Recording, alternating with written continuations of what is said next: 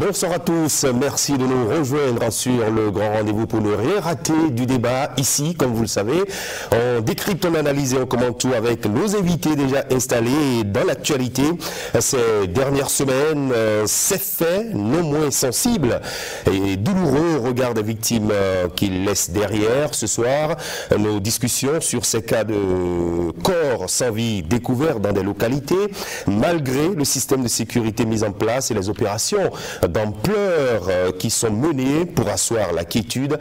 L'insécurité sous toutes ses formes préoccupe.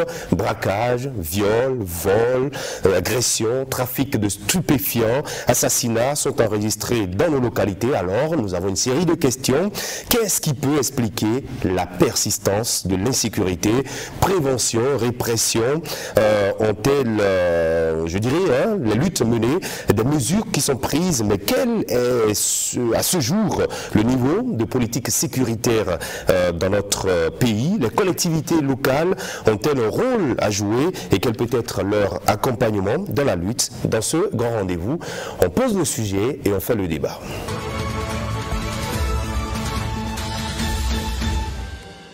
Sur ce plateau, nous aurons le regard croisé de nos analystes. Dans un instant, ce sera l'édito, suivi des points de vue. Ensuite, la lecture croisée de nos experts. L'un est commissaire de police à la retraite et l'autre spécialiste des communes avec Marius Hubert Dadjan et Franck Kenevan. Nos invités de la rubrique En toute franchise, nous verrons quelles sont les sources profondes de l'insécurité dans nos localités. Et face à cela, que prévoient les politiques d'intervention? Qu'ont-elles réussi à faire? Reste-t-elle efficace ou faut-il les réajuster pour répondre à l'urgence du moment? Les échanges sont à suivre. Merci d'être avec nous. Bienvenue.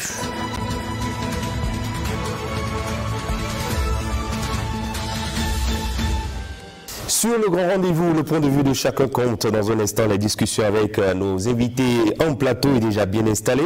On va les saluer. Ahmed Picardi, bonsoir. Bonsoir Christian. Merci d'être là. On rappelle aux téléspectateurs que vous êtes acteur de la société civile et que vous êtes un observateur, un analyste. Merci d'être toujours présent, de répondre toujours présent sur le plateau du grand rendez-vous. Docteur Boga Koupaki, bonsoir. Bonsoir cher ami Christian, bonsoir à tous les téléspectateurs de l'émission Le Grand Rendez-vous. Le grand rendez-vous qui vous reçoit et c'est toujours un plaisir pour nous de vous avoir en plateau. Vous êtes notre analyste, vous êtes historien de l'art. Merci d'être là. Et puis nous avons un acteur, membre de l'association des journalistes spécialistes des questions de défense et de sécurité. Adrien Tchomakou, bonsoir. Bonsoir Christian, bonsoir à toutes et à tous et merci de m'avoir invité. Merci beaucoup de répondre également présent à cette invitation. Et puis Omar Salouf, notre éditorialiste. Bonsoir Omar. Bonsoir Christian, bonsoir aux amis téléspectateurs. Alors, ça vous intrigue, tout ce que vous entendez, tout ce que vous lisez, tout ce que vous voyez sur les réseaux sociaux en matière de sécurité ou d'insécurité? Oui, Christian, c'est la période des fêtes. Les fêtes de fin d'année et du nouvel an approchent. Elles se préparent aussi bien par les honnêtes citoyens que par les malfaiteurs et autres divorcés sociaux. Ces derniers, profitant de la période des grands mouvements interurbains et des grandes recettes marchandes, se faufilent entre les hangars ou se positionnent aux endroits stratégiques pour commettre des actes répréhensibles. Braquage, vol à l'étalage, cambriolage, viol, enlèvement, assassinat qui troublent la quiétude des populations et mettent en état d'alerte les forces de défense et de sécurité, en l'occurrence la police républicaine. Il vaut mieux prévenir que guérir. Les forces de l'ordre le savent. La police veille au grain. Mais les populations sont-elles suffisamment sensibilisées sur les réflexes à avoir pour moins attirer le regard de ceux qui n'attendent que la moindre occasion pour nuire?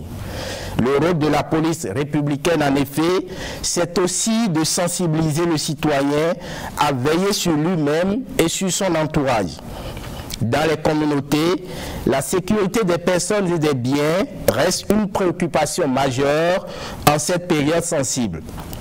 Les collectivités locales sont-elles régulièrement mises à contribution pour renforcer la veille sécuritaire? Le premier relais d'information, c'est le citoyen qui, dans son environnement habituel, peut soupçonner un fait ou constater un geste inhabituel. À qui doit-il s'adresser en premier dans ce cas? A-t-il l'information sur comment s'y prendre pour alerter efficacement les personnes compétentes?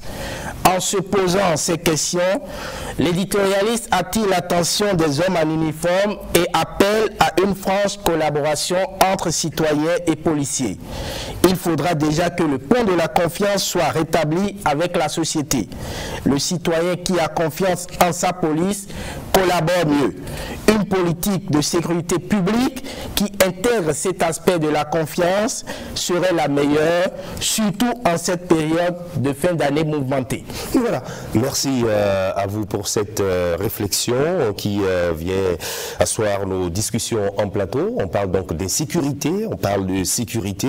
On a rappelé un peu les cas que nous dénonçons. On a parlé de vol, de viol, de braquage. On a parlé d'enlèvement. Nous avons également vu des images de citoyens assassinés, retrouvés dans la brousse, par exemple. Faut-il avoir peur, Dr Bougar Koupaki? Merci beaucoup, Christian, et merci à notre éditorialiste qui pose avec une certaine sensibilité la question de la sécurité. Et je crois, merci également à toi, Christian, pour soulever un tel débat en cette période où nous avons une actualité aussi frappante, marquante de ces différents cas que vous énumérez avec beaucoup de, je dirais, beaucoup de regrets. Donc il faut avoir le courage de le dire. Vous savez, l'éditorialiste l'a dit, il a su bien souligner de deux traits. Nous sommes dans une société où les deux manches sont observées. Il y a des Béninois ou des personnes de bonne foi et il y en a qui sont en griffe de mauvaise foi également. L'insécurité grandissante que nous sommes en train d'observer depuis quelques temps tente quand même à nous empêcher de dormir parfois, puisque ces cas, on retrouve des cas un peu moins et des cas élevés. Les cas moins, c'est peut-être les vols pour peut-être les petits vols du quartier pour manger, aller cambrioler une petite boutique, trouver quelques riz, de pâtes alimentaires, de quoi subvenir aux besoins quotidiens. Mais d'autres cas qui sont élevés sont des cas liés à la cybercriminalité. Deux sont des cas qui sont liés à ceux-là qui veulent forcément avoir de l'argent tout de suite, qui ne sont pas peut-être dans les rangs des cybercriminels qui sont en train d'assassiner ou de faire truc, mais c'est les cas où les relations entre le malfaiteur et les responsables entre griffes de ces roulements ou de ceux-là que vous connaissez très bien, que la police essaie de démanteler, y compris les services de renseignement par rapport au cas. La liste est longue. La liste est longue. Donc du coup, le pouvoir du pouvoir, c'est la sécurité.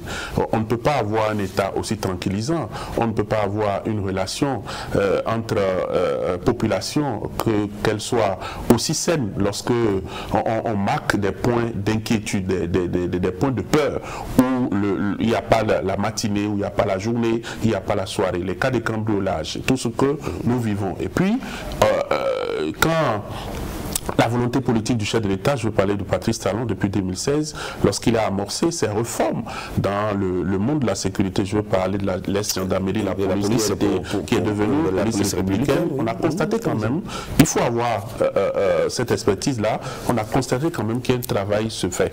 Ça, anti-chapeau à nos forces de l'ordre, qui font quand même beaucoup dans ce sens, qui travaillent jour comme de nuit pour les patrouilles, pour travailler dans les vents, dans les rues, qui font quand même la ronde, comme on a l'habitude de le dire, mais on constate que c'est sans foi ni loi continue d'opérer de façon élégante en griffe, mais qui essaie d'étonner. Est-ce qu'il y a un problème par rapport à cette sécurité, de cette veille que nous devons avoir? Est-ce que le problème persiste? Est-ce qu'il n'y a pas de faille quelque part? Non. La question également se pose parce qu'à l'époque, jusqu'à un passé récent, je savais que les communautés locales, local, c'est-à-dire les responsables au niveau local, avec quand même une sécurité, entre guillemets, qu'on appelait la sécurité locale.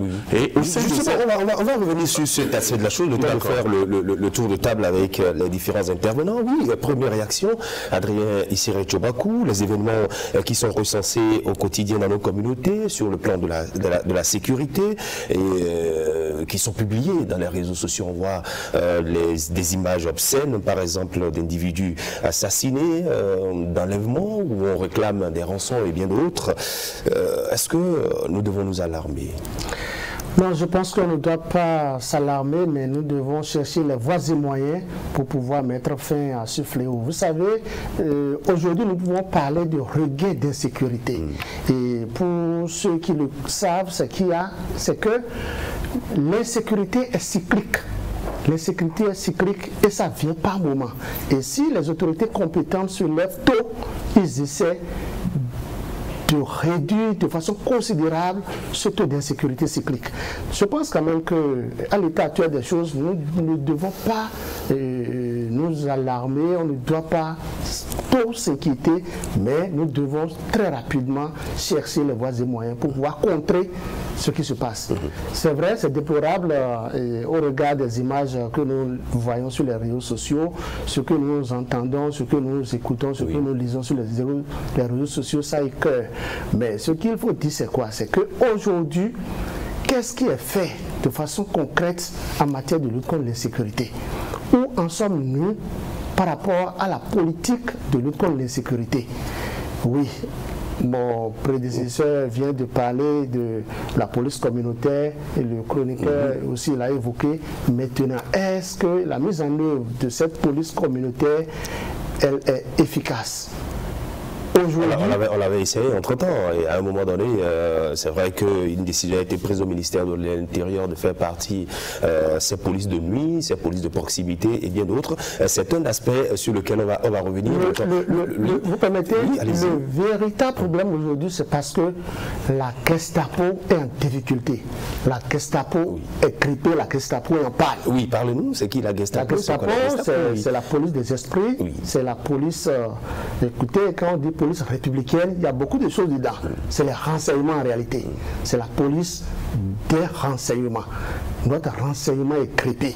Nos renseignements en général, nos renseignements ont un peu de difficultés. Et des difficultés ont commencé à partir d'une période donnée que vous pouvez me permettre d'en parler tout à l'heure. Alors, on vous écoute, oui, Ahmed Picardy, le débat sur l'insécurité. On sait que ce n'est pas un fait nouveau, mais pourquoi faut-il en parler? Il faut en parler parce que c'est une question de vie, c'est une question de quotidien. Mais avant tout propos, moi je voudrais d'abord féliciter le gouvernement quant à la question sécurité, parce qu'il y a quand même de gros efforts qui ont été faits en cette matière-là. Il faut le dire, en termes de recrutement, il y a eu un effort qui a été fait. Je pense que avec l'enseignant, la sécurité est le secteur qui, absorbe le gros de notre budget national. Oui. Mais en plus de ça, au niveau de la formation, il y a eu un grand travail qui est en train d'être fait et qui se poursuit. Maintenant, nous allons nous rendre compte que dans le schéma insécuritaire, le gros banditisme a reculé. Nous nous retrouvons beaucoup plus, je dirais, dans les faits d'âme de quartier, d'interpersonnalité. Mais cela est dû surtout à la question de la coproduction. Qu'est-ce que nous appelons coproduction? La coproduction est le niveau d'interaction entre, je dirais, les populations et la police, et sa police, parce que moi je voudrais dire, j'aime bien utiliser le terme sa police. Il y a depuis un certain temps, je dirais, une crise de confiance entre les populations et notre police. Pas du fait forcément de la police elle-même, mais du fait du climat global social. Vous allez entendre souvent les gens dire témoin 5 ans. C'est psychologique, c'est social, mais ça révèle le fait que nos populations... Les témoins sont désormais, disons, ils ne sont pas en sécurité, ils sont en danger. Quand tu es témoin de quelque chose, c'est que là, ça peut te rattraper. Voilà. Mais ce n'est pas le fait d'être un faux témoin. Un témoin, il n'a rien à risquer. En réalité, je dirais, cet adage populaire témoigne d'une peur psychologique de nos populations quant au fait de partager l'information par rapport à l'insécurité. Les faits dont nous parlons aujourd'hui sont beaucoup. On n'est plus à l'ère je dirais, du banditisme où à Dantokpa, on voyait des gens descendre du Nokoué, commencer à tirer partout. On a pu maîtriser le braquage à l'intérieur du pays, les gens qui coupent la route et qui dévalisaient les transports. On ne voit plus ces faits. Oui. Mais mieux, aujourd'hui, notre État fait face à un double niveau de sécurité, d'insécurité. Nous avons à gérer l'insécurité intérieure ou la sécurité intérieure, mais nous avons aussi, dans le même temps que nos forces de défense et de sécurité font face au terrorisme, à nos frontières. Et moi, je dis que lorsque nous sommes un État comme le Bénin et que nous faisons en même temps une double guerre contre l'insécurité, une guerre intérieure et une guerre extérieure, il est à féliciter. Maintenant, qu'est-ce qui fait que nos populations aujourd'hui ne travaillent plus beaucoup de façon plus active à la coproduction? C'est la peur. C'est la peur. La peur de ce que tu dénoncer. La peur de dénoncer. Oui. La peur de dénoncer. Dites-moi, sur ce plateau, moi je suis sincère avec moi-même. Il n'y a que seulement que hier que je me suis rappelé encore du numéro vert de la police nationale. C'est une question d'être. Avant, c'était inscrit sur les véhicules de la police nationale. Voilà. C'est hier, j'ai appelé un commissaire qui me disait c'est le 166. Oui. 166. Quelque chose de ce genre. Ça veut dire que même au niveau de nous qui sommes un peu intellectuels, nous n'arrivons même pas, je dirais, à avoir en tête le premier levier de la coproduction, qui est le numéro vert. C'est-à-dire que nous nous désintéressons consciemment ou inconsciemment à la participation je dirais, de la réalisation de la sécurité publique. Comment régler cela? Si nous arrivons à répondre à cette question, nous verrons que nous allons résoudre en partie la question de l'insécurité. Mais il y a une autre chose. Oui, laquelle? Nous sommes en face d'une insécurité qui est beaucoup plus, je dirais, d'ordre spirituel, d'ordre religieux, d'ordre, excusez-moi du terme, d'ordre rituel. Et ce type d'insécurité est un type d'insécurité difficile à contourner, à contrôler, parce que nous sommes béninois. Nous avons peur de ce qui touche le rituel, ce qui touche, je dirais, le cérémoniel. Mais nous allons y en parler. Oui, allons-y. Amar Salouf. Oui, les Béninois ont de plus en plus se désintéressent de plus en plus de certains sujets et ça devrait alerter les forces de défense et de sécurité. Ahmed Picardie l'a rappelé, la coproduction est mise à mal. On est désintéressé, le numéro vert ne fait pas partie de nos réflexes. Les réflexes que doit avoir le citoyen en cas de constat, de faits et gestes qui sont inhabituels. On n'a pas ces réflexes-là. Mais la police républicaine elle-même devrait travailler à nous intégrer ces réflexes. Quel est le mode de communication de la police républicaine? Qu'est-ce que la police républicaine met en place pour que, en tant que citoyens, nous sachions quoi faire, à quel moment et comment le faire? Vous parlez de travail de sensibilisation? La sensibilisation n'est pas régulière. Oui. Ce n'est pas quand on fait un exploit, quand on arrive à intercepter de la drogue, quand on arrive à mettre la main sur les cybercriminels et qu'on arrive bien à la télé, nous faire pas de ça, ce n'est pas ça uniquement. Il faut un travail de fond, il faut rassurer la population que c'est en collaborant avec la police républicaine, c'est en collaborant avec les forces de l'ordre que le risque d'insécurité, pardon. Oui, il va partir le chat, prenez le temps de le faire partir. Oui. C'est en collaborant avec les forces de défense et de sécurité que le risque d'insécurité va s'amoindrir. Parce que on le sait, il n'y a pas de risque zéro en termes d'insécurité, mais il faut travailler à ce que la population soit rassurée, que la population se sente en posture d'appeler automatiquement, en posture de faire appel aux forces de l'ordre quand elles constatent. Alors, il a quand même rappelé un certain nombre de choses qui ont été disons, mises en place depuis la création de la police républicaine. Le moyen matériel est disponible, le moyen, je dirais, humain également, avec les recrutements, la formation des agents, et puis les commissariats que nous avons un peu partout. Allons voir de plus près ce que font les collectivités territoriales, les collectivités locales au niveau des communes par exemple. Est-ce que la sécurité, nous savons que ça fait partie des prérogatives des élus, notamment les maires, les conseillers, le conseil communal tout entier. Mais est-ce que c'est au premier plan dans nos communes, dans nos localités? Je crois l'avoir dit tout à l'heure dans ma note introductive, que le pouvoir du pouvoir, c'est la sécurité.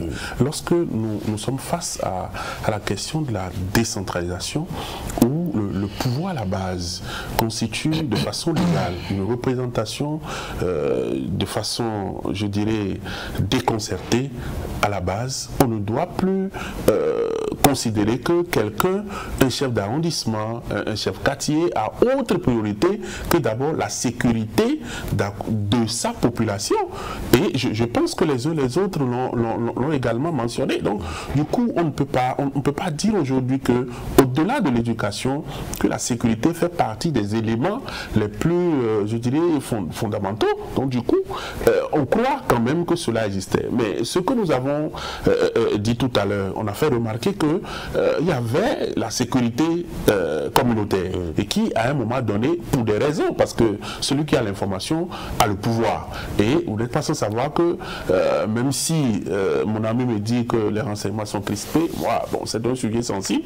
Peut-être qu'il a les informations, il nous en dira. Mais je crois que il faut dire ces trucs-là avec beaucoup de sérieux et avec beaucoup de sensibilité. Donc je ne pense pas, parce que c'est à chaque niveau que le renseignement se trouve, au niveau de l'État, au niveau des départements, au niveau des communes, ainsi de suite. Dans les localités. Voilà. Toutes ces branches ne peuvent pas se réunir et donner de fausses informations. Donc du coup, peut-être les raisons sont connues. Ce à quoi je voulais m'atteler, c'est quoi? Lorsque l'éducation est bonne et normale, on n'a pas besoin, pour une raison ou une autre, aller dans ces actes.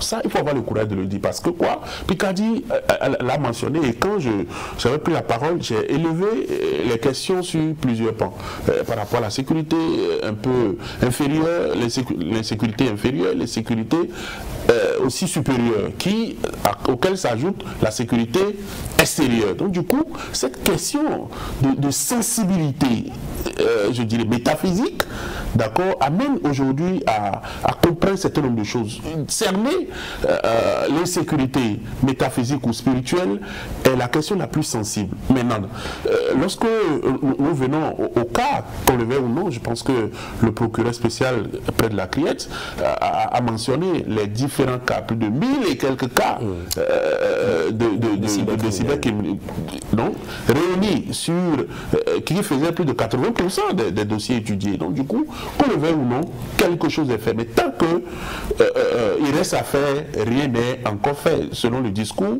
des syndicalistes. Donc du coup, je pense, lorsque un Béninois est en difficulté ou en insécurité, il y a la question de sécurité qui est en jeu. Et je crois que c'est pour ça ce débat est important que nous faisons. Et puis la solution devait venir de chaque Béninois déjà, puisque nous avons dit, certes, ce sont nos frères et sœurs certainement qui se retrouvent dans les pétrins de la police pour avoir commis tel acte, pour avoir posé tel acte. Au même moment, si l'éducation au sein des familles, d'abord, parce que la sécurité, c'est aussi garantir une éducation normale pour les familles, arriver à conduire dans un couloir aussi normal, dans une moralité aussi propre à des individus pour arriver en face d'une situation, malgré qu'on soit en difficulté, malgré qu'on coule les larmes, qu'on ne devient pas aveugle. Voilà. Oui, il y a une réaction que j'ai vue, venez de vous, allez-y. Oui, avant de répondre à l'interpellation, je voudrais juste qu'on s'entende sur un point. Oui, allez-y. Premièrement, tout Béninois doit se dire que son geste concourt à la sécurité de nous tous. Tout part de là. C'est-à-dire, vous avez par exemple une moto d'ailleurs, je dis quelque chose comme ça, un bien que vous avez acquis à un coût un peu élevé, une moto, et vous êtes incapable de payer de l'antivol pour la moto. nous sommes tous d'accord de ce que la sécurité d'une moto ne concerne pas seulement de fermer le cou bien quelque part de la moto. Donc, premièrement, il faut que les gens sachent que partout où ils passeront, ils doivent poser de bons gestes. Si vous êtes en location et que vous avez par exemple votre chambre, vous laissez la porte ouverte, c'est vous-même qui attirez le voleur, puisque la part attire toujours le poisson dans l'eau. Donc je pense quand même que nous devons savoir poser des actes et de bons actes à tout moment. Revenons par rapport à ce que j'ai essayé de dire tout à l'heure, par rapport au renseignement. En réalité, qu'il vous souvienne, il y a quelques mois, l'ancien patron des services du renseignement a été muté. Il a été envoyé du territoire. Quelqu'un d'autre l'a remplacé. Oui. Et si vous suivez dans la même chaîne, ils sont très nombreux, ces officiers qui occupaient des postes stratégiques de notre sécurité, de notre police républicaine ou au niveau des militaires qui ont été également mutés. Tous ceux-là qui sont mutés d'une manière ou d'une autre, des gens par exemple qui occupaient ces postes stratégiques de renseignement depuis plus de 6 ans ont déjà d'une manière ou d'une autre des informations, des agents qui les renseignaient. Maintenant, quand il y a de nouvelles têtes, vous pensez que tout est à reprendre? Tout n'est pas à reprendre. L'administration est en continuité, oui. Même si vous mettez votre agenda à la disposition de celui qui était là. Écoutez, nous sommes des êtres humains. Tel que le monsieur qui vient succéder à X va collaborer avec un agent, un autre, c'est-à-dire ça ne sera pas pareil. Ça ne sera pas pareil. C'est d'accord. D'une manière ou d'une autre, c'est-à-dire il y aura un écart, un ralentissement peut-être pendant que vous ne repreniez les choses en main correctement, beaucoup de choses peuvent passer. Des gens vont se lever pour pouvoir poser des actes. Et on a vu dans ce laps de temps. Est-ce à dire qu'il faut laisser les mêmes personnes occuper les postes? Non, je ne crois pas. Nous devons être très sérieux par rapport à cette question. J'ai soulevé la question parce que je l'ai répété, c'est une question sensible. Et ce que mon ami dit est suffisamment grave. Je ne voudrais pas, parce que là où nous savons que le respect est observé, la discipline est garantie, c'est dans le rang des les objectifs c'est fixé. Et puis, au-delà de ça, dans l'histoire politique de notre pays, on reconnaît que la question de la sécurité est une question sensible. Et qu'à aucun moment, on peut enlever quelqu'un à un poste de sécurité ou donné qui doit penser qu'il va mettre en difficulté le fonctionnement. Plus loin, quelqu'un de surcroît, un flic en griffe, à un poste sensible, parfois on ne le sait même pas. Vous vivez avec la personne, oui. Il est là avec vous, vous ne savez pas, et vous ne savez même pas. On va pas épiloguer de la question du renseignement. Cette question est suffisamment sensible pour qu'on en débatte de cette façon. Mais le chef de l'État est le seul qui est chargé, qui nomme les gens et qui met fait à leur fonction. Donc s'il estime qu'il n'y a pas un mandat pour ça. Vous avez rappelé également que l'administration est une continuité et donc ça ne devrait pas gripper l'administration pour ce fait. Dire que le renseignement est grippé, c'est beaucoup de choses. Comme nous ici, nous ne comprenons pas toujours. Voilà. Quand je prends la police républicaine, l'actuel directeur de la police républicaine qui fait un travail qu'on doit applaudir, mais il y a beaucoup de choses qui ne répondent pas aussi aux normes. Et tout ça, ça va dans le sens du renseignement. Vous êtes certainement dans le secret des lieux de sécurité. Vous avez des informations efficaces.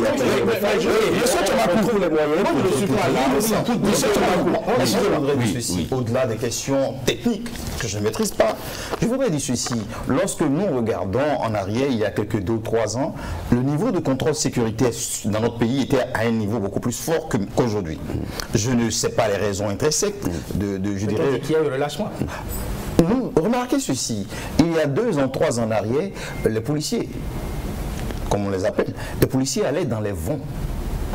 Dans les vents. Je pense que jusqu'à aujourd'hui. Non, moi je prends un exemple. Je prends l'exemple de ma communauté, puisque nous parlons de sécurité, de collectivité locale.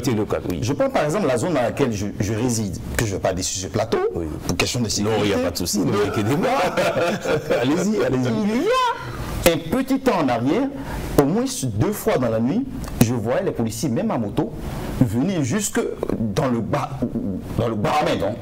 Vous comprenez un peu ce que je dis? Aujourd'hui, je dirais le travail de contrôle se fait sur les grands axes. Peut-être qu'il y a eu un certain relâchement. Parce que vous le sentez plus la nuit. Sinon, jusqu'à hier, j'ai été, certainement que vous aussi, jusqu'à hier, dans une rue non électrifiée, une fausse rue, j'ai été arrêté pour un contrôle technique de nuit. Donc peut-être qu'il faille accentuer. Exactement.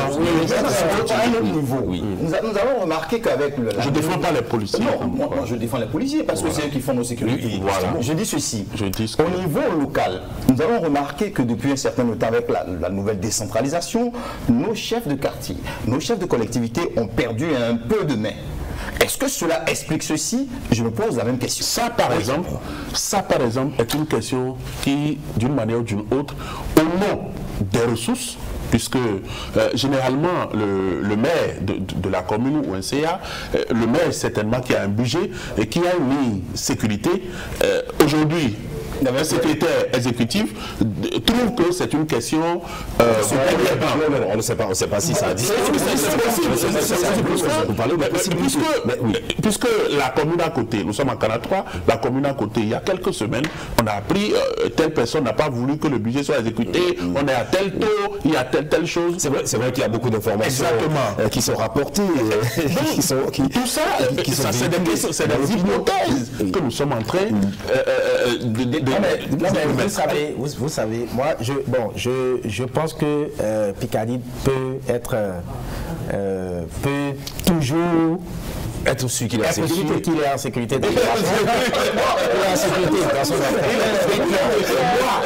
Moi, je voudrais qu'on mette beaucoup plus l'accent sur un fait. Quand vous voyez les policiers débarquer dans les rues, vous allez constater la peur dans le visage des habitants. Justement. Ça me dit que la confiance n'est pas établie. Ça me dit que quand on voit un policier, il faut... Vous savez, le fait, je le dis très rapidement, les opérations qui sont menées pour aller chercher les cybercriminels par exemple. Et quand les populations voient les véhicules de la police républicaine entrer dans les rues, ils se disent peut-être que c'est pour interpeller quelqu'un. Or, c'est pas toutefois des interpellations qui sont menées. Il y a des contrôles de routine, il y a des descentes pour rassurer les gens. Voilà, les descentes, c'est beaucoup plus pour rassurer les gens, plutôt pour amener de la torpeur. Pourquoi il faut multiplier la sensibilisation, surtout la communication, c'est le travail de terrain qui est dû à une question de culture. Nous sommes dans une société sauvagement traditionnelle jusqu'à aujourd'hui, quel que soit ce que nous allons faire, où nous avons une culture qui le trahit et le civil, il y a des fossés. Jusqu'à aujourd'hui. Et puis même, vous avez des amis flics qui sont entrés, vous êtes avec un ami ou un passe te voit à la maison, il est en tenue, c'est que le jour là, il est allé te chercher, ou bien tu as fait quelque chose. C'est sur ça justement, je voulais mettre l'accent, c'est sur ça justement, je voulais mettre l'accent et dire également que la police locale dont on a parlé, ça a son revers. On a vu dans ce pays un certain colonel civil dans une contrée du Bénin qui a commencé à mettre de l'ordre dans sa communauté, mais on a vu par la suite de l'histoire tout ce qui s'est passé par la suite. Il y a beaucoup de règlements de compte qui surviennent dans ce fait-là où il y a une police locale qui est établie, mais parce que tel n'est pas d'accord avec tel, on le met dans le piège, il tombe dedans, bien qu'il n'ait pas quelque chose à se reprocher, on l'abat en griffe. Et donc, il faut une sensibilisation à plusieurs niveaux. Au niveau de la population, pour qu'ils soient rassurés que, en voyant un véhicule de la police républicaine passer, en voyant un policier passer, ce n'est pas pour faire du mal à quelqu'un, c'est pour justement faire des contrôles de routine, c'est pour rassurer en réalité la population que c'est dissuasif. La population est dissuasif. Un passage dissuasif, oui. Allez-y. Je voudrais aborder un pan du sujet. C'est quoi? C'est que, d'abord, je reconnais que depuis 8 ans, nous avons une police qui est plus que jamais déterminée à assurer notre sécurité. Et c'est quand nous dormons qu'ils font les rondes. C'est une très bonne chose. Ce que je voudrais aborder, c'est quoi? C'est que on a constaté, et le constat, je pense que vous pouvez le partager avec moi, c'est à croire qu'il y a un relâchement en matière de lutte contre l'insécurité dans notre pays. C'est tout comme si les policiers, les jeunes policiers, les anciens, les policiers, d'une manière ou d'une autre, et en général, qu'ils ont baissé la garde. C'est le constat qui est fait. Et ce constat, moi, je me suis rapproché de beaucoup d'entre eux. Écoutez, ils ont dit non, ils n'ont pas baissé la garde. Ils sont toujours là, au service de la nation. Mais ce qu'ils déplorent, c'est quoi, Christian? C'est que, écoutez, ils déplorent le fait que depuis plus de 8 ans, ils sont toujours sur les mêmes galons. Donc l'amélioration de... Ils sont toujours sur les mêmes galons. Les conditions de vie, le galon aussi qui a évolué. Oui. Et c'est le même salaire que chacun, en ce qui le concerne, continue de percevoir. Il y a quand même une augmentation de salaire pour les fonctionnaires. Augmentation de salaire pour les fonctionnaires de l'État. Oui. Les policiers ne sont pas concernés. Ceux qui travaillent aussi dans des offices de l'État ne sont pas concernés. Quand je prends les journalistes, par exemple, qui sont à l'ONTD, ils n'ont pas été impactés. Et ça dit que le manque de revalorisation a fait que les policiers ne mouillent plus suffisamment le maillot. Ce n'est pas qu'ils ne mouillent pas le maillot. Ils ont prêté serment pour... S'ils ne mouillent pas le maillot, écoutez, la situation serait catastrophique. Je reconnais qu'il y a un effort qui se fait tous les jours.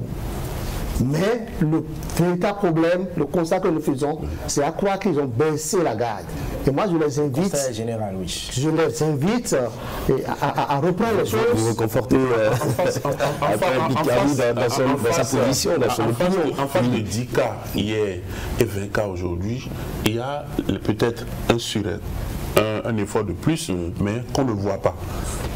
Je ne sais pas si je me fais comprendre. 10 cas hier, même effort, 20 cas aujourd'hui, même effort. On va peut-être continuer à faire les efforts, plus que les efforts, mais on ne saura pas véritablement que le chien transpire malgré qu'il soit là en train de courir, que personne ne sait. C'est pour dire quoi? Hier, ou bien vous avez dit, il y a un moment, que on a constaté que les forces de sécurité ont baissé la garde. Non, on a constaté personnellement, à mon niveau, que les cas deviennent de plus en plus grandissants. Parce que hier, les questions de sensibilisation ne vont pas jusqu'à tel effectif, même du moment où on avait cru que la cybercriminalité a commencé par baisser, c'est maintenant que ça a pris d'une autre manière. Les petits vols, les viols ont commencé par se mettre en berne au détriment des cas d'assassinat, des cas d'enlèvement, des cas de griffes de gris-gris, ainsi de suite. Et puis Kadi a bien dit tout à l'heure qu'il est difficile de cerner cette problématique-là pour régler le problème. Au-delà de ça, lorsque nous avons 20 cas, 30 cas aujourd'hui, au détriment de 15 cas, au détriment de 20 cas hier, il est compliqué de voir qu'il y a une force qui se déploie, mais au fond, on n'atteint pas les résultats. C'est pourquoi j'ai dit tout à l'heure que c'est une question personnelle d'éducation. D'abord, de nous-mêmes, pour faire le travail, de s'assurer notre propre sécurité, aider la police républicaine à nous aider également dans la course de recouvrement. Il y a une question que vous posez tout à l'heure. Oui, vous allez garder votre réaction. Vous allez garder votre réaction. Le temps de permettre à la régie de nous envoyer l'image de ces personnes, de ces citoyens rencontrés et qui se sont prononcés sur l'insécurité vue par les citoyens. C'est dans le prétoire avec Jocelyn Bariga, je vais parler de Mardoché Gounou, je vais parler de Belinda Douanon, je vais également parler de Moufid Sabouran.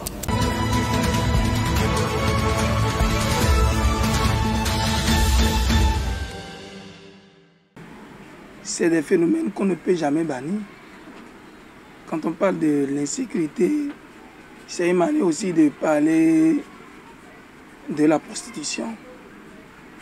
C'est des phénomènes inhérents à la vie humaine. C'est d'abord psychique, c'est d'abord psychologique avant d'être physique.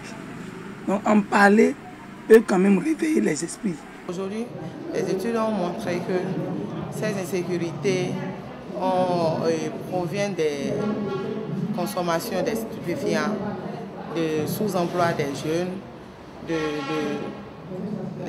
les jeunes qui se donnent à la facilité aujourd'hui, on n'en compte pas. Donc tous ces facteurs qui viennent renforcer l'insécurité au Bénin. À l'approche des fêtes, il y a souvent les cas de vol. On ne se sent pas en sécurité en fait. Donc c'est un cas à dénoncer. Pour prévenir l'insécurité, il faut se protéger déjà, contacter les forces de l'ordre lorsqu'on constate l'insécurité dans nos voisinages. Pour ceux qui font l'effort d'appeler la police et leur dire ce qui se passe, ou bien quand ils constatent quelque chose d'anormal, et lorsque la police se porte vers ces personnes et les interpelle, on apprend après, quand la personne ressort de leur mur, on apprend que c'est vous qui êtes dans le quartier, telle personne qui est allée me dénoncer à la police. Ça veut dire que la police aussi n'est pas discrète. Du coup, ça décourage ceux qui font ce genre de choses, et ceux qui dénoncent, et ils ne font plus rien. Ils ne veulent pas avoir des problèmes avec les voisins, les gens du quartier. Il en est de même des chefs quartiers.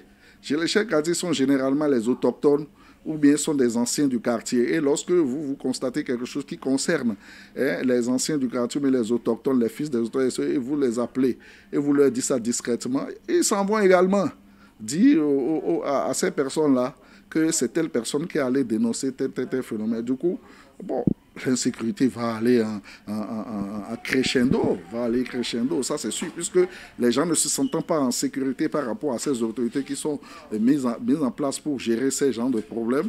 Bon, ils se taisent et l'insécurité grandit. Donc là, ce qu'on va dire aujourd'hui, en conclusion, c'est qu'il faut sensibiliser aussi nos autorités, notamment la police et les autorités locales. Des autres des gentils pour le tout à l'heure dit ben la nuit de bon aïja ici mais na oula ou aïja na tine ye do flen amone ne la de pepe matin aïja ma ganti.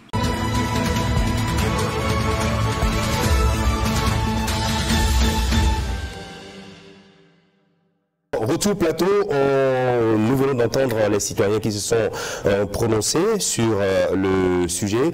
Très rapidement, on va faire le tour de table. Réaction, je vais commencer par vous, Adrien Tchomakou, vous qui êtes membre de cette association des journalistes spécialistes des questions de sécurité, de défense.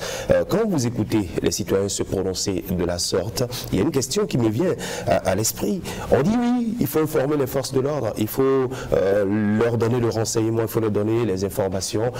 Mais comment donner l'information? À qui le citoyen doit-il s'adresser en premier quand il a des soupçons quelque part? Oui, il faut dire que je pense que sur tout le territoire national, le Bénin dispose des commissariats d'arrondissement. Je ne veux pas parler des commissariats centraux, des commissariats d'arrondissement. C'est pour ramener la police très très proche de la population. Donc, et ce qui se passe aujourd'hui, selon les instructions de la hiérarchie policière, c'est que si vous allez dans n'importe quel arrondissement, ces commissariats d'arrondissement, vous verrez que le numéro du commissaire est affiché un peu partout, ou tout au moins au dehors de l'arrondissement. Il y a le numéro du commissaire, le numéro du chef PJ, le numéro du commissaire adjoint, le numéro de tout, c'est-à-dire les autorités policières, leurs numéros sont affichés dans chaque commissariat de police. Vous avez ces contacts-là. Pourquoi ça se fait ainsi? Parce que on a constaté depuis presque 6 mois que le numéro vert, par moment, ne répond plus quand on le veut et de façon prompte. Et même quand ça répond, il y a certains qui donnent de fausses informations. Tout à fait, il y a aussi ça. Et il faut dire qu'il y a certains appareils qui sont en maintenance. Donc ça fait que ça ne répond pas. Ce qu'il faut d'abord souligner, c'est quoi? Il faut saluer la volonté politique du gouvernement Patrice Talon qui, je pense que, ne cesse de doter notre police des appareils ultra modernes, des appareils très très sophistiqués. Aujourd'hui, la technologie a évolué et nous avons des appareils dans nos unités de police qui permettent d'identifier de façon directe si vous avez le contact téléphonique de quelqu'un, que l'intéressé est à tel endroit. On peut très rapidement le localiser. Et à la géolocalisation, c'est pour dire quoi? C'est pour dire que le Bénin a acquis de matériels qui sont tout le temps utilisables, utilisés, et je pense quand même qu'avec ces appareils, nous pouvons lutter véritablement contre l'insécurité. Ce qu'il faut dire par rapport aux observations des uns et des autres, des populations qui nous sont prononcées, c'est que c'est légitime. C'est légitime. Quand vous les écoutez, c'est la vérité.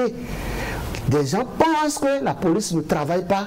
Or, en réalité, la police fait beaucoup pour notre pays. Toutefois, beaucoup reste à faire. Et c'est l'occasion pour moi, parce que je vais peut-être vous étonner, il y a toujours ce que nous appelons des sanctions punitives. Comment on l'appelle? De ces policiers qui... Pas de sanctions punitives. Je vais être plus précis. Je vais parler des affectations punitives. Et je prends un exemple comme ça. Commissariat de Kassato, qui est non loin d'ici. Écoutez, cette année 2024, on a déjà connu au moins 3 commissaires. Oui. Vous voyez ça? Et c'est ce que je dis. Comme ça, les renseignements ne vont pas s'asseoir correctement. Je continue de le dire, je crois que avec le limogeage, les renseignements ne répondent plus. Ça répond, mais ça met du temps. Ça met du temps à répondre. D'accord. Alors, vous avez dit qu'il faudra rétablir la confiance entre le citoyen et la police. Et comment? Déjà qu'il faut rassurer les populations que la police républicaine est du côté de la population, travaille pour le citoyen et que le leitmotiv du policier, c'est la sécurité du citoyen. Déjà qu'on met ça qu'on rassure le citoyen de cette façon, ça va rétablir un tant soit peu la confiance. Il faut aussi permettre à la population, comme l'a dit M. Tchomakou, de pouvoir contacter la police républicaine pour donner les renseignements qu'il faut. Et là, il y a un travail préalable à faire. Comment savoir ce qu'un geste ou un autre est inhabituel, comment savoir, comment interpeller sans être pour le policier, comment aller à la source de l'information pour pouvoir bien renseigner les policiers. Et donc, ces sensibilisations doivent s'intensifier, que ce soit à la radio dans nos langues, que ce soit dans les communautés, impliquer les chefs religieux, les chefs des collectivités locales pour que ça embrase toute la nation afin que chaque citoyen soit à même d'informer, soit à même d'être le garant de sa propre sécurité et de son entourage. Et puis je vais finir pour tirer un coup de chapeau à la police républicaine. Les éléments de la police républicaine, ils font un travail formidable. Bien que on peut incriminer un peu la garde qui baisse, on peut estimer qu'ils ne sont plus présents, mais ils font un travail formidable. Quand moi je les vois sur nos axes routiers, pointés sur les carrefours, à tel endroit donné, je suis fier de voir que notre police républicaine est une police qui est du côté du peuple. Chapeau, voilà. Chapeau, sous le soleil et sous la pluie, on les voit. Hein. Ils sont toujours présents. Oui. Et moi, je disais tout à l'heure en off que aujourd'hui, la police républicaine, je dirais qu'elle maîtrise les grands axes. Et c'est ce qui a fait que la grande criminalité a diminué. La criminalité organisée a diminué.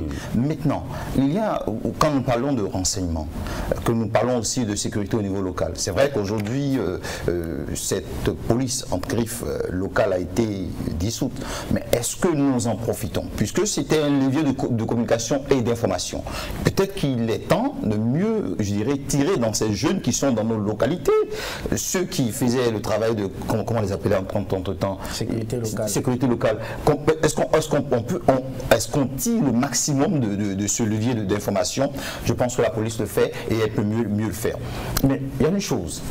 En termes de sécurité, la première chose à faire, c'est le premier moyen de lutte contre l'insécurité, c'est la condition sociale. La condition sociale dans toute cité est importante. Plus nous travaillerons à améliorer la condition sociale de nos populations, plus nous allégerons la tâche à nos forces de l'ordre. Qu'est-ce que nous voulons dire par là? Ventre affamé, souvent, n'a plus d'oreilles. Nous ne justifions pas, nous ne protégeons pas, nous ne mettons pas de la peinture, mais nous disons que autant la police fait un travail de terrain, de renseignement, de répression, de sensibilisation, autant aussi, parce que vous allez remarquer que la chose s'intensifie beaucoup plus à l'approche des fêtes. Oui. C'est assez bizarre. Est-ce que les cambriolages. Voilà. Est-ce qu'au niveau, je dirais, des crimes rituels, est-ce que le travail d'insertion de ces chefs, de ces dignités-là est assez profond? Et ce sont des angles sur lesquels nous avons besoin de réfléchir, nous avons besoin d'associer chaque couche de notre population. Je pense que la nouvelle organisation de la chefferie traditionnelle qui est en train d'être mise en place va travailler à cela. Nous l'espérons, justement. Nous l'espérons parce qu'on voit moins de grandes criminalités et on voit beaucoup plus de petites criminalités, de criminalité rituelle et autres. Je pense que le travail est faisable, le travail est en train d'être fait et le travail peut être parfait. D'accord. Je ne le dirai pas assez. Je pense que la question de l'insécurité préoccupe tout le monde. Et lorsque nous avons une planification pour arriver à une sécurité zéro ou l'insécurité zéro, il est important que chaque maison, chaque famille, chaque société, chaque localité travaille à ce qu'on arrive véritablement à réduire convenablement la question de l'insécurité. Pourquoi je le dis? Parce que oui, nous avons salué tout ce que nos braves forces de l'ordre font. Au même moment, nous trouvons qu'il y a à faire. Nous avons salué le gouvernement par rapport aux réformes dans le domaine de la sécurité. On a salué le gouvernement pour l'équipement de pointe qui est là. On a salué le gouvernement par rapport aux recrutements successifs qui se font au niveau de la police. Ça veut dire que le gouvernement a fait son travail. Les flics font leur travail et que ce sont les divorcés sociaux en grippe qui amènent avec la question, peut-être la question sensible de l'emploi ou la question en griffe de la dimension sociale qui se pose. Au même moment, nous voyons à chaque moment que dans nos départements, les premiers responsables font des tournées dans les communes et que les maires parfois font également des tournées dans les arrondissements. Est-ce qu'ils arrivent à mettre la question de sécurité au premier rang? Quelles sont véritablement les questions auxquelles ces personnalités arrivent véritablement à traiter lors de ces séances foraines-là? C'est de ça qu'il s'agit ici. La sécurité, à la base, doit pouvoir préoccuper tout le monde. Il va falloir que les premiers responsables qui sont à ce niveau-là font le travail. Et que chaque famille, parce que je tiens à cela, je tiens à ce qu'on ne peut pas permettre à ce que les divorcés sociaux dépassent, d'accord, ces nombres-là, autant de travail, parce que chacun de nous ici travaille dignement pour gagner sa vie et nourrir sa famille. Et au même moment, on va permettre à ce que certaines personnes, pour des raisons de gain facile, arrivent même à ôter la vie à un individu. Le sacrifice humain, il faut arriver aujourd'hui à interpeller même le Parlement par rapport à ça pour des sanctions dans ce domaine-là. Il faut commencer par finir avec ces genres de choses. Il faut finir avec ces genres de choses-là. Parce que vous pouvez, lorsqu'on vous prend comme pour un crime humain, crime rituel, on vous prend, la prison peut être à perpétuité. On sait que vous êtes là parce que Dieu dira qu'il ne veut pas la mort du péché. Même au même moment.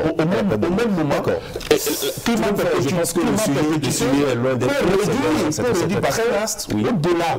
Il faut que nous qui sommes ici, après ce plateau, que nous puissions continuer à sensibiliser les populations dans nos maisons, dans nos familles, parler à nos jeunes frères, parce que parfois il y a des parents qui voient leurs enfants, ils font rien, mais c'est eux qui ont iPhone en main, ils achètent voiture, ils construisent une maison, et les parents ne posent aucune question à son enfant. S'il en profite peut-être. Exactement. S'il en profite peut-être. Le mal est profond. Oui, quelques petites secondes. C'est déjà bien qu'aujourd'hui on ne parle plus de la grande criminalité, du grand banditisme à l'intérieur du Bénin. Organisé.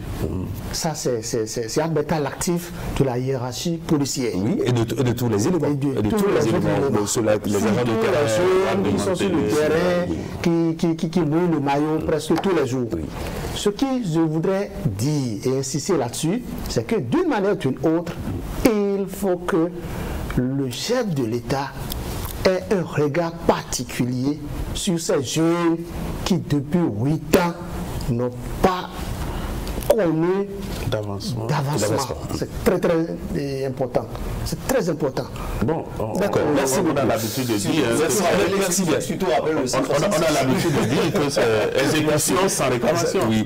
Merci les gars. Et aussi un aspect que nous avons abordé brièvement dans nos discussions, c'est surtout la protection des témoins et des informateurs.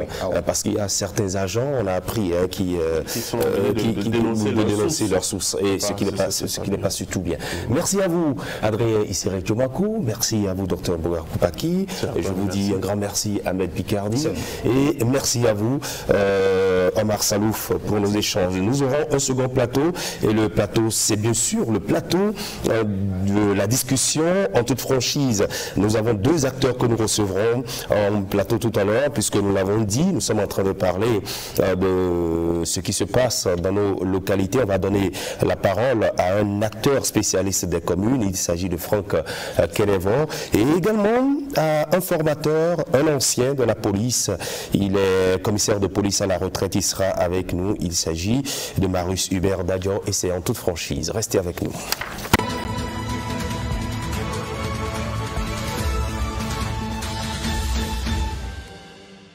Nous sommes toujours sur le grand rendez-vous. Bienvenue si vous nous rejoignez. Nous sommes à présent dans la rubrique en toute franchise et nos discussions se poursuivent avec 2 sachants en plateau. On va commencer par les présenter. Marius Hubert Dadian, bonsoir. Bonsoir monsieur. Merci de répondre présent à notre invitation. Vous êtes commissaire de police à la retraite. Passez-vous de bons moments de retraite? Je la coupe douce. D'accord. Est-ce que nous sommes en sécurité dans nos localités? Là, pas du tout en ce moment. D'accord, on fera le débat tout à l'heure. Franck Kélévon, bonsoir. Bonsoir. Vous êtes spécialiste de la décentralisation, vous avez une bonne lecture de la situation de nos communes. Dans les prérogatives, on rappelle que les communes ont le devoir de garantir la sécurité publique, la protection des populations contre les faits d'insécurité. Est-ce que nous sommes dans ce cas ? Bon, il faut dire qu'au niveau des communes, la responsabilité est partagée avec les préfectures qui représentent l'État, parce que la sécurité est d'abord une compétence régalienne, et donc les collectivités territoriales contribuent à cette sécurisation du territoire, parce que au-delà d'être des autorités locales, les maires sont aussi des représentants de l'État. Oui. Donc c'est à ce titre qu'ils interviennent dans la sécurité, donc les questions d'ordre public, de sécurité, de salubrité publique, tout ça là, ça relève effectivement des collectivités territoriales. Les questions environnementales qui sont aussi d'ordre sécuritaire aussi relèvent des collectivités territoriales. Donc il est important, et on va le voir dans la suite, qu'il y ait une synergie non seulement d'action mais aussi de stratégie entre le niveau départemental, le niveau central, le niveau départemental et le niveau local pour garantir le maximum de sécurité le niveau 0 n'existant pas, bon, on peut quand même tendre vers ce niveau-là. Voilà. D'accord, on va y venir dans la discussion, puisque je vous faisais la question tout à l'heure de savoir si nous sommes en sécurité dans l'ensemble. Vous avez dit pas du tout, Marius Hubert Dadior. Oui, qu'est-ce qui vous fait dire? Non, il n'y a qu'à observer par-ci et par-là les cas d'insécurité graves, les tueries, les vols, tout ça coopère à ce que tout ça m'amène à dire que ça ne va pas. Au contraire d'il y a quelque temps, voyez-vous, et il aurait fallu que l'État, quand je parle d'État ici, je pense à toutes les composantes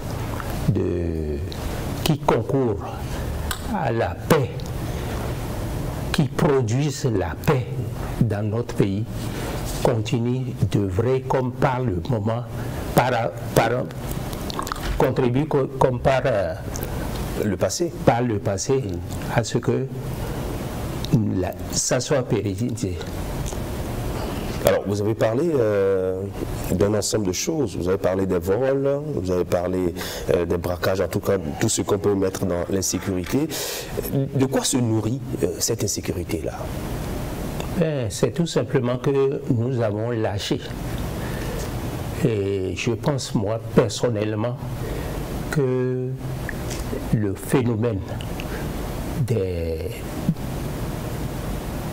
du terrorisme a pris le pas sur ce qui, ordinairement, nous préoccupait partout dans tout le Bénin. On a pensé que l'effectif doit être convoyé et mis dans la lutte contre le terrorisme. C'est mon point de vue. Et qu'on a abandonné ou on a relâché. Et là-dessus, les bandits surveillant toujours la police et ceux qui la produisent ont tracé les moyens pour reprendre leurs besoins. Alors, quand on regarde un peu l'actualité ces derniers temps, relayée par les médias, les réseaux sociaux, surtout en rapportant les événements du genre, viol, braquage, assassinat, est-ce que les médias ne contribuent pas un peu, les réseaux sociaux surtout, à ce sentiment d'insécurité que nous avons dans la population?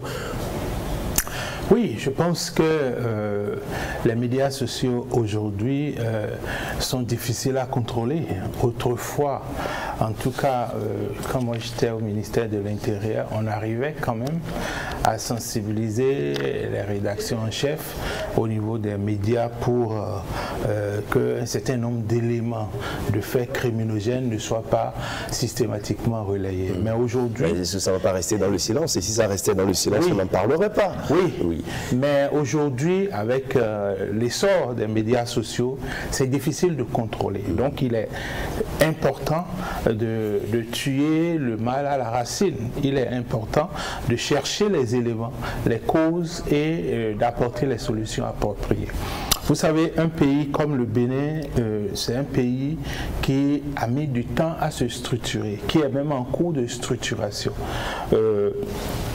Quand vous allez sous d'autres cieux, lorsque vous rentrez sur le territoire, jusqu'à votre logement, là où vous allez rester, à l'hôtel ou dans l'habitation où vous serez accueilli, c'est connu au moins des autorités préfectorales.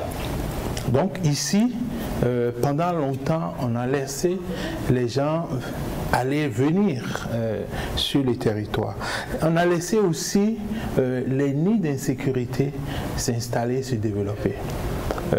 Les ghettos, les maisons abandonnées, et ces éléments-là sont dans l'environnement avec des personnes, des citoyens qui ne font pas l'effort parce que, je ne sais pas, quelqu'un l'a dit tantôt, la sécurité doit être coproduite aussi bien par l'État central, les autorités départementales, locales, que les acteurs civils, les citoyens, les citoyens surtout.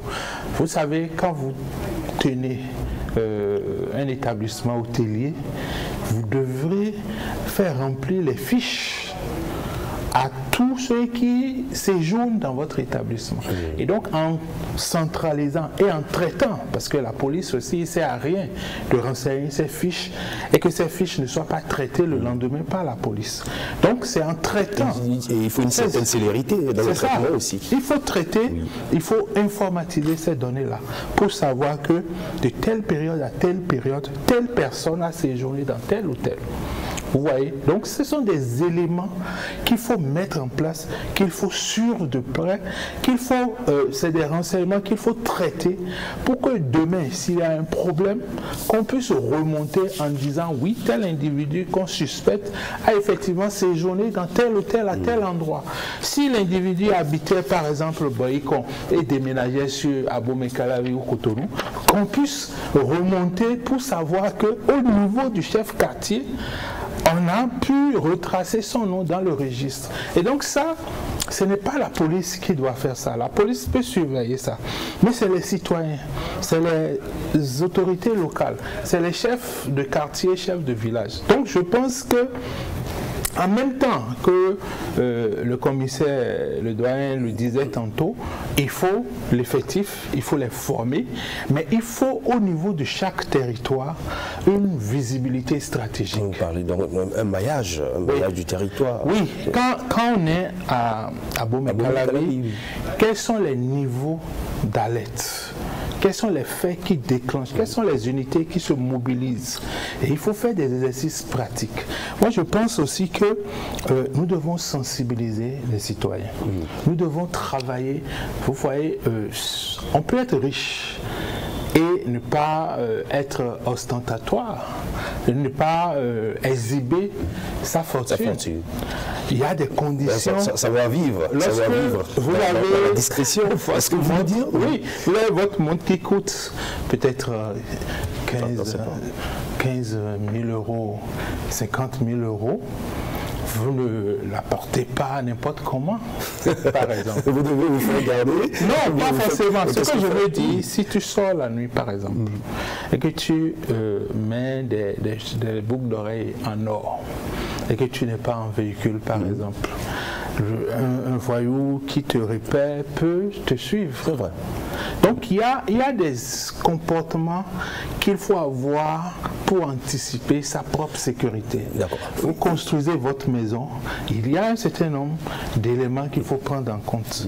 Moi j'ai un ami, ils ont mis une baie vitrée et les gens sont venus casser et ils ont enlevé la clé qui était derrière. Ils ont ouvert. Et ils ont rapidement, ouvert. Voilà. Donc, si on peut sensibiliser les gens pour que si tu fermes ta porte, si c'est en baie vitrée et que tu n'as pas de grille de sécurité, bon, il faut enlever au moins la clé. Il faut penser, en construisant sa maison, il faut penser à la sécurité. Forcément. Alors, dans son développement tout à l'heure, il a rappelé, en parlant de la coproduction, que c'est tout un ensemble. On a parlé de l'État central, on a parlé des départements, les communes, et puis les citoyens. Mais au niveau de la police, comment ça se fait, la surveillance sécuritaire? Quels sont les différents niveaux d'alerte? Je ne comprends pas bien. Les niveaux d'alerte par rapport à l'information sur la sécurité. Bon, vous m'amenez en bateau là, mais je peux dire que la police n'a pas de niveau réel d'alerte. Alerte, ça suffit que ça veut dire que la chose se passe avant que on ne se veille. On ne se met en mouvement. La police est permanemment en alerte. Bon, maintenant, qu'est-ce qui se passe aujourd'hui? Tout à l'heure, il a parlé de qu'il ne faut pas, ostentatoirement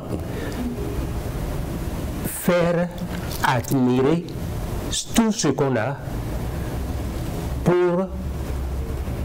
pour choquer ou pour plaire aux autres. Par exemple, une montre de valeur qu'on porte, ça attire. Nous, apparemment, ceci n'est pas réparable au Bénin. Ceux qui sont riches, ils portent leur montre. Bon, ceux qui ne le sont pas, chez nous, il faut situer sur le grand banditisme au niveau de l'éducation originelle et de la société qui est mal conduite, mal gérée, et tout ce qui l'entoure, qui l'emmène à à être un délinquant. Voyez-vous. Par exemple, ceux qui tuent les Indiens, ce n'est pas pour prendre quelque chose de grand. Il n'a qu'une moto, il n'a que sa moto et son téléphone portable. À Port-Nouveau, j'ai suivi hier un élément sur Facebook. Il y a 8 endroits au moins qui sont ciblés. On dit, c'est pas la peine de s'aventurer là. Parce que vous êtes citoyen. Oui, des citoyens. Vous passez là. Vous ne pouvez pas circuler librement dans ces endroits. Vous ne pouvez pas circuler. Qu'est-ce qui fait que maintenant, avant, ça allait. Avant, on circulait. Mais aujourd'hui, vous ne pouvez pas circuler là. C'est la grande question que je pose. Je pense que nous devons nous poser les bonnes questions et voir comment faire. On a quand même vu des opérations qui sont menées par les éléments de la police, le démantèlement des ghettos, des cybercriminels qui sont arrêtés à n'en point finir. On a vu beaucoup d'actions qui sont quand même menées et pourtant, il y a toujours ces cas d'insécurité aux mêmes endroits. Bon, quand on l'a fait et qu'on relâche, ou bien que dans la machine sécuritaire elle-même, il y a de l'eau qui rentre dans le gaz, c'est nécessairement que on perde un peu la main de ce qui doit être. Quand les chefs se laissent aller un peu à la corruption, ou bien que quand les chefs menacent ou ne placent pas les éléments qu'il faut à la place qu'il faut, quand les chefs mettent les éléments par punition dans des constitutions données, dites-vous que ça dérape nécessairement.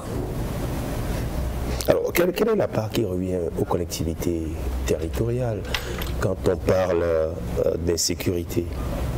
Non, je pense que... On descend au niveau... Si on descend au niveau des territoires, il faudrait qu'il y ait une vision stratégique, une stratégie par territoire.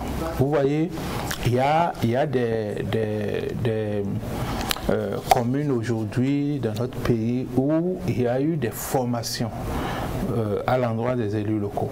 Il y a eu des formations au niveau des chefs quartiers, chefs de village et autres, mais il y a ce qu'on appelle le plan local de sécurité, par exemple, qui est un document intégré entre la justice, la police et les élus locaux et les citoyens, c'est-à-dire au sein des citoyens, nous avons un certain nombre de personnalités, de personnes qui sont identifiées comme pouvant jouer un rôle important dans la sécurité.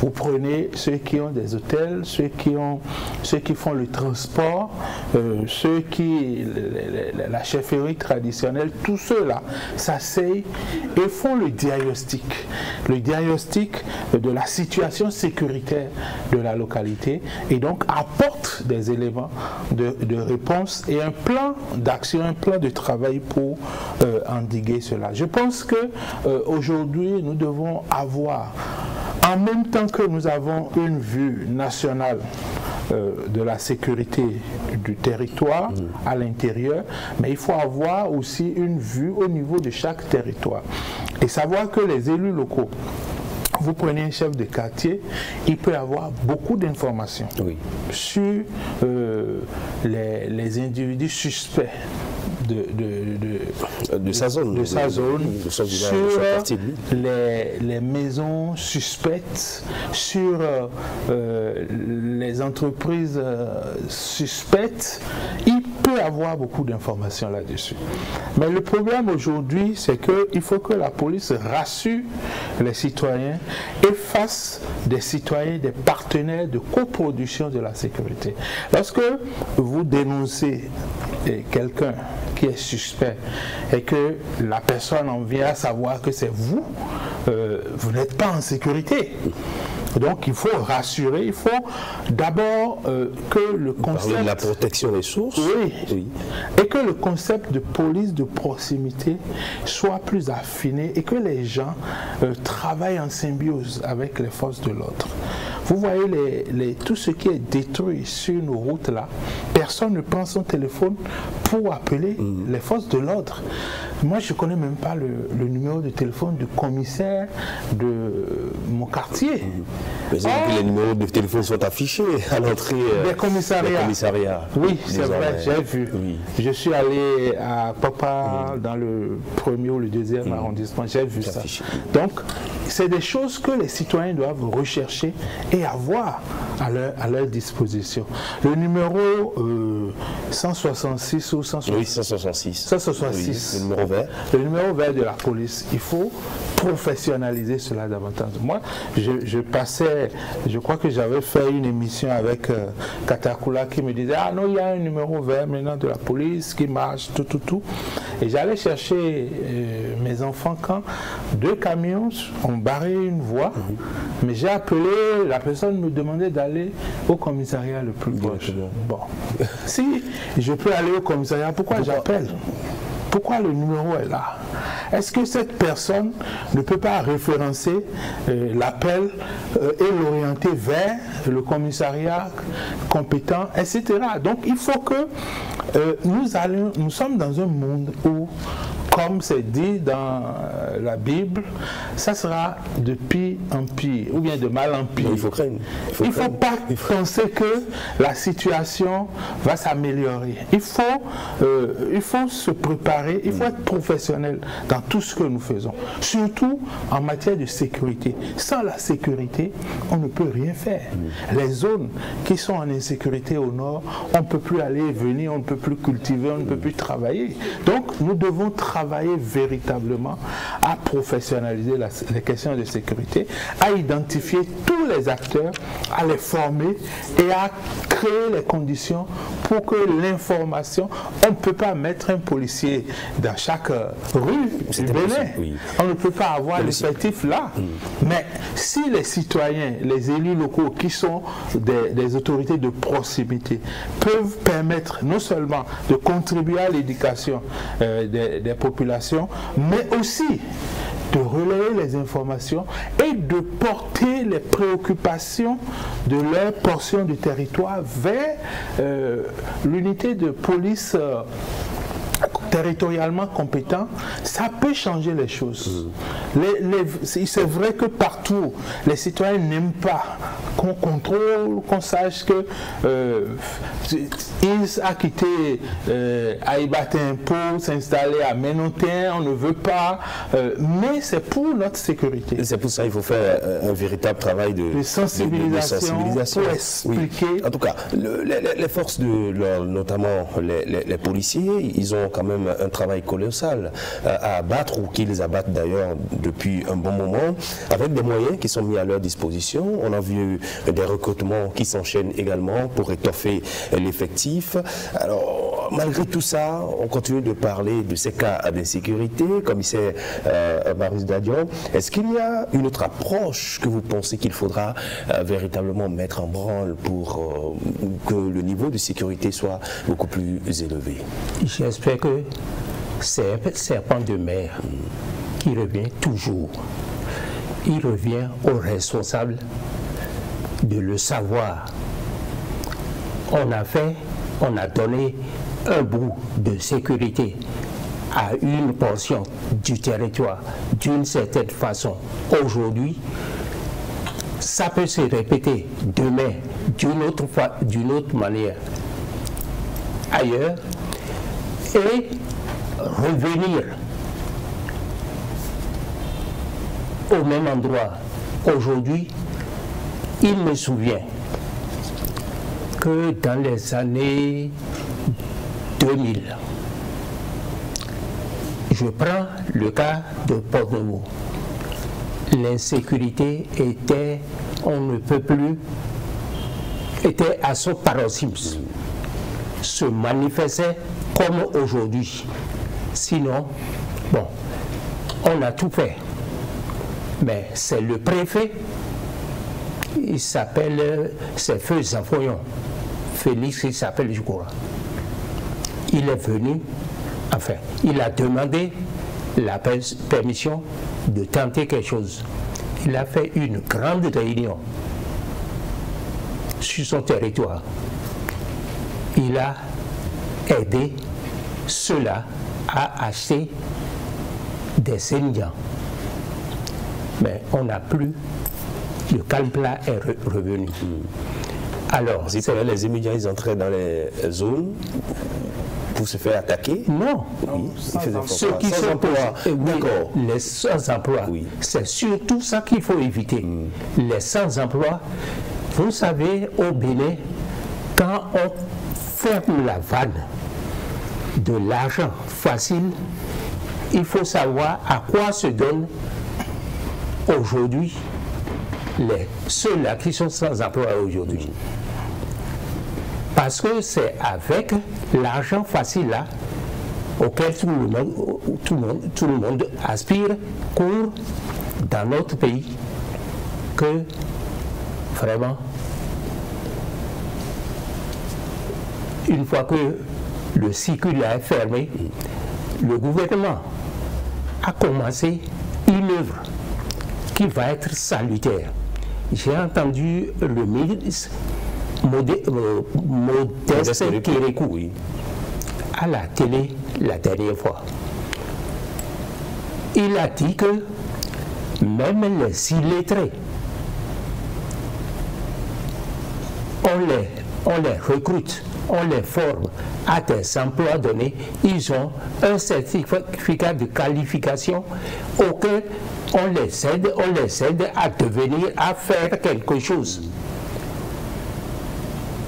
Ça va prendre, mais ce n'est pas tout de suite. Mais en attendant que ça prenne, il faudrait que la police prenne les taureaux par la corne pour savoir ce qui se passe véritablement, pour endiguer la chose si elle ne peut pas l'éliminer. Oui, vous avez parlé de police, on va rester avec la police. Il y a quand même certaines analyses qui disent que le mode de fonctionnement aussi pose un problème. Par exemple, les mutations qui se font, les affectations punitives qui se font.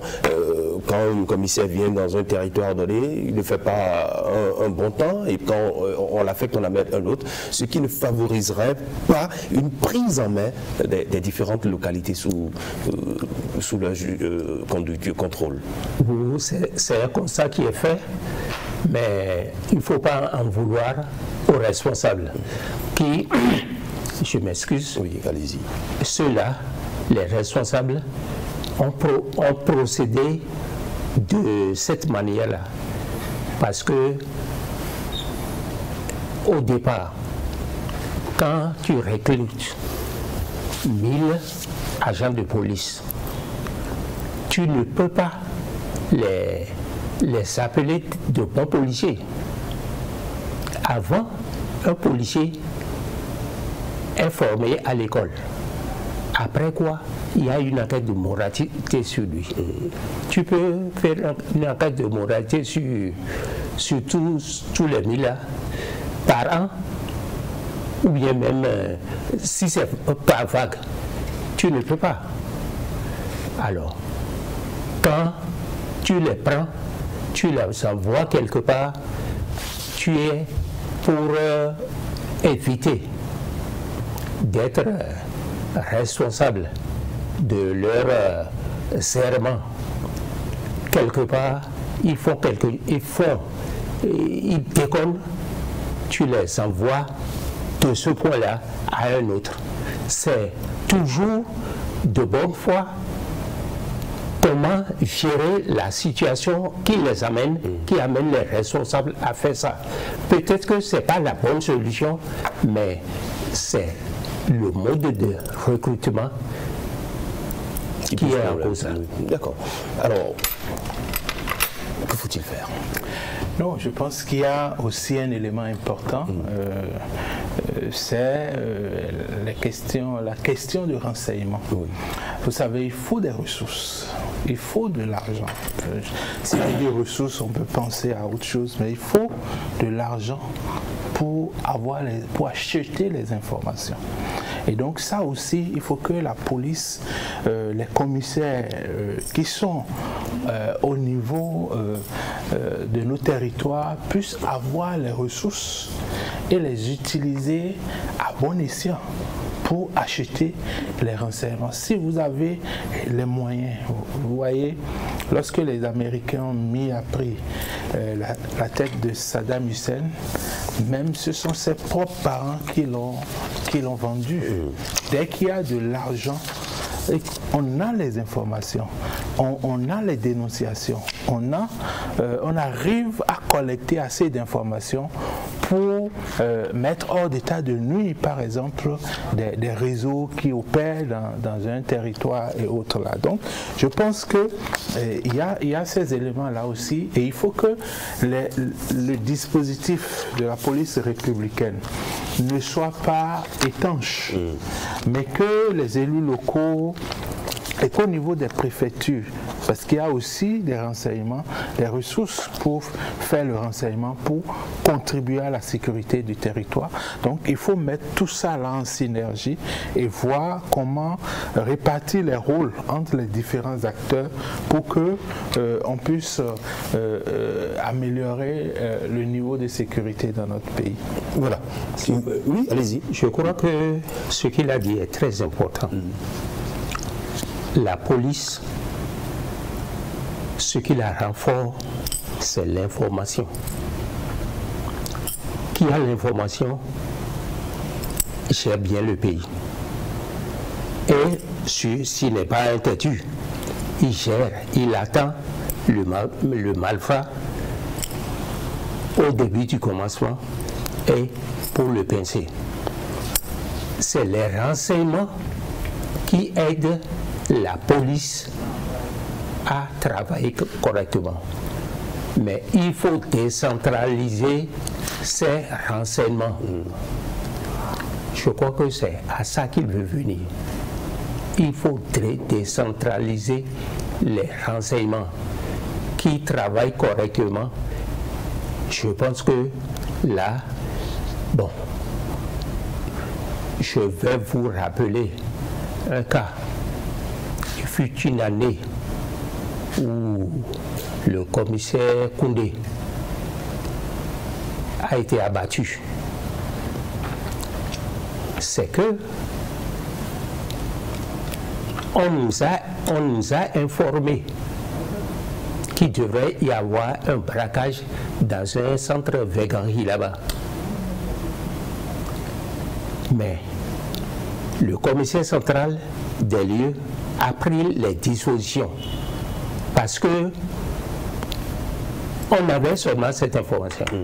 Mais pour aller sur le terrain, les forces qui devaient être présentes étaient sur le terrain. Il s'agissait de deux forces particulièrement différentes, les raids et le corps urbain. Ils sont partis, mais il se fait que le jour-là a été férié. Bon.